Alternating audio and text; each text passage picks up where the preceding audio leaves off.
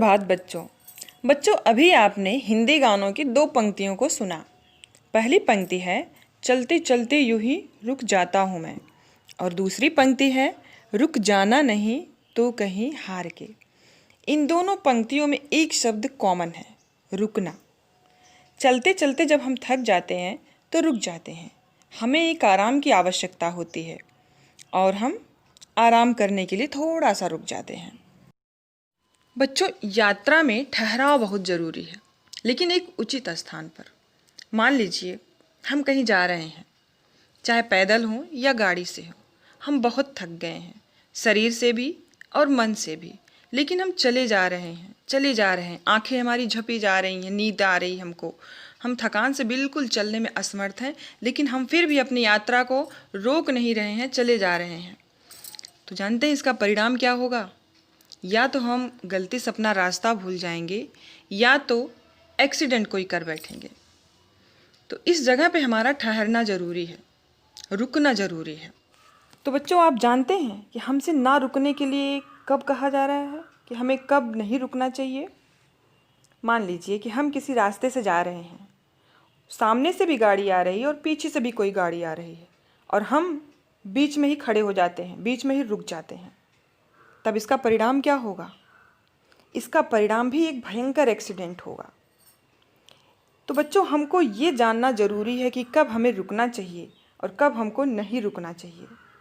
हमारी यात्रा में रुकने का बड़ा महत्व है।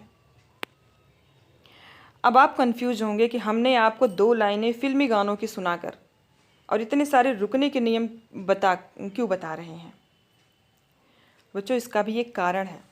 जिस तरह से हमारी यात्रा में रुकने का महत्व है, चलते चलते हमको रुकना है, या फिर चलते चलते हमको नहीं रुकना है, या फिर हमको रुकते रुकते चलना है, कुछ भी हो, यही महत्व हमारी भाषा में भी है।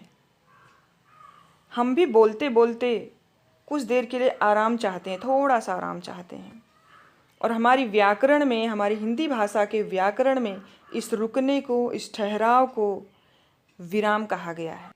तो बच्चों, जिस तरह से हमारी यात्रा में कब रुकना है और कब नहीं रुकना है का ध्यान दिया जाता है, उसी तरह से भाषा में भी कब कौन सा विराम चिन्ह लगेगा इसका ध्यान देना पड़ता है, नहीं तो वाक्य का अर्थ कुछ और हो सकता है। तो बच्चों, आज हम पढ़ेंगे अपनी पाठ्य पुस्तक व्याकरण नयन से पाठ 16 विराम चिन्ह।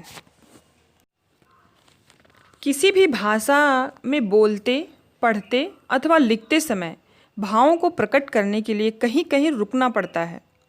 इस रुकावट का संकेत देने के लिए जिन चिन्हों का प्रयोग किया जाता है उन्हें विराम चिन्ह कहते हैं।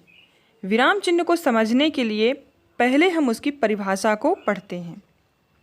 वाक्य पढ़ते या लिखते समय रुकने के लिए लगाए गए चिन्ह विराम चिन्ह कहलाते हैं। आइए अब हम जानते हैं कि हिंदी में किन विराम चिन्हों का प्रयोग मुख्य रूप से होता है। हिंदी में मुख्य रूप से 7 विराम चिन्हों का प्रयोग होता है।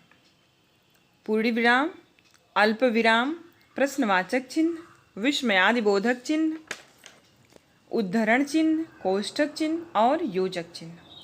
तो आइए हम इनको विस्तृत रूप से जानते हैं, विस्तार से जानते हैं, इनके चिन्हों को देखते हैं और पहचानते हैं। तो सबसे पहले हम पढ़ते हैं पूर्ण विराम को।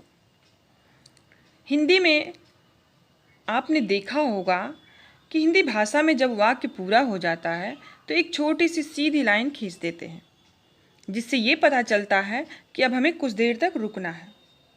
इस चिन्ह को, इस विराम चिन्ह को पूर्ण विराम कहते हैं।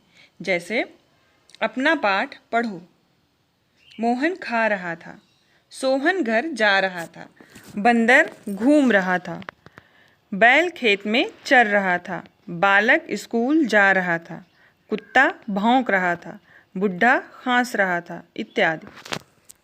तो बच्चों, आपने देखा कि इस गद्यांश में वाक्य पूर्ण होने के बाद एक सीधी लाइन खींची हुई है, छोटी सी।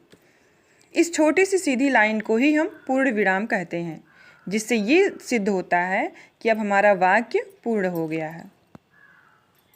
अब जरा इन विराम चिन्हों के स्थान को बदल कर देखो। अपना पाठ पढ़ो मोहन, खा रहा था सोहन, घर जा रहा था बंदर, घूम रहा था बैल, खेत में चर रहा था बालक, स्कूल जा रहा था कुत्ता, भौंक रहा था बुढ़ा। तो बच्चों, आपने देखा कि किस तरह से पूर्ण विराम के स्थान बदल देने से वाक्य का अर्थ बदल गया। सभी वाक्यांश अपने अर्थ का गलत भाव दे रहे हैं। तो बच्चों, आपने देखा कि भाषा में विराम चिन्हों का क्या महत्व है। अब हम और विराम चिन्हों का अध्ययन करेंगे अगली वीडियो में। आज का होमवर्क नोट कर लीजिए। प्रश्न 1, विराम चिन्ह किसे कहते हैं? प्रश्न 2, विराम चिन्हों का महत्व समझाइए। धन्यवाद।